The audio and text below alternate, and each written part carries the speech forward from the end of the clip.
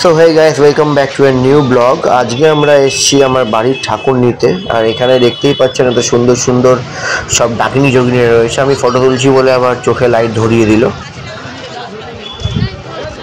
আর ইনি তো আবার এক চোখ দিয়ে দেখছে আমাকে।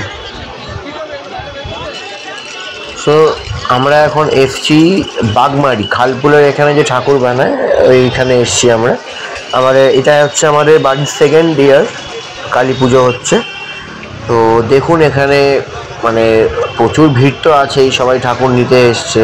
বাট ঠাকুরগুলো এখনও অবধি মানে সবকটা ঠাকুর পুরোপুরি কমপ্লিট হয়নি, কিছু কিছু কমপ্লিট আছে, এখনও কিছু কিছু আর কি ফিনিশিং টাচ চলছে, যেমন এগুলো দেখতেই পাচ্ছেন আপনারা। তো চলুন আপনাদেরকে ডিরেক্ট নিয়ে যাচ্ছি যেখান থেকে আমি ঠাকুর কিনেছি। আমি তো এত বড় ঠাকুর কিনিনি, আমি ছোটো ঠাকুর কিনেছি বাড়ির পুজো। তো ডিরেক্ট ওইখানে নিয়ে যাচ্ছি যেখানে আমি ঠাকুর কিনেছি। আমি এইখান থেকে ঠাকুর কিনেছি 38 নম্বর দোকান থেকে। আর ইনি হচ্ছে আমার ঠাকুর বানিয়েছে। এইটা হচ্ছে আমার বাড়ির ঠাকুর। আপনারা নিশ্চয়ই কমেন্টে জানাবেন কেমন হয়েছে।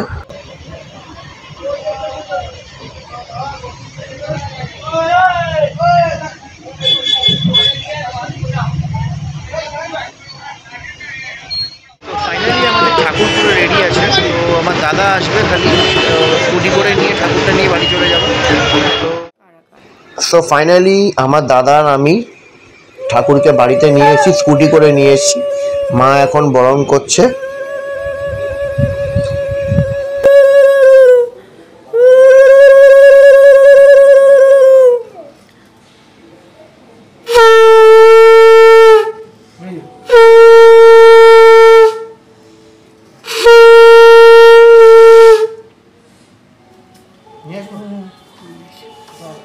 बोलो काली माई की जय।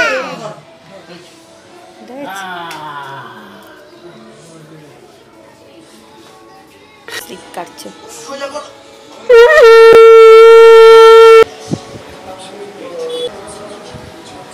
পুরো সেম আগের বার পুরো। হ্যাঁ, শাড়িটাও সুন্দর, আগের বারে পুরো। এই যে ঠাকুরের পেছনে যে দেয়ালে ডেকোরেশনটা আছে, এই ডেকোরেশনটা আমি করেছি। তো আপনারা বলুন কেমন হয়েছে, আমাদের বাড়ির ঠাকুর কেমন হয়েছে, আমাদের বাড়ির ঠাকুরের পেছনে ডেকোরেশনটা কীরকম হয়েছে, একটু কমেন্ট করে নিশ্চয়ই জানাবেন। আর ব্লগটা আমি আজকে এখানেই এন্ড করছি। যদি ভালো লাগে অবশ্যই লাইক, শেয়ার, সাবস্ক্রাইব করে দেবেন। আর আরও ব্লগ আসবে, আমাদের বাড়িতে কালী পুজোর যে ব্লগ আছে সেই ব্লগও আসবে। তো ব্লগগুলো দেখবেন, ভালো লাগলে অবশ্যই লাইক, শেয়ার, সাবস্ক্রাইব করবেন। তো আজকের জন্য টাটা, টেক কেয়ার, বাই।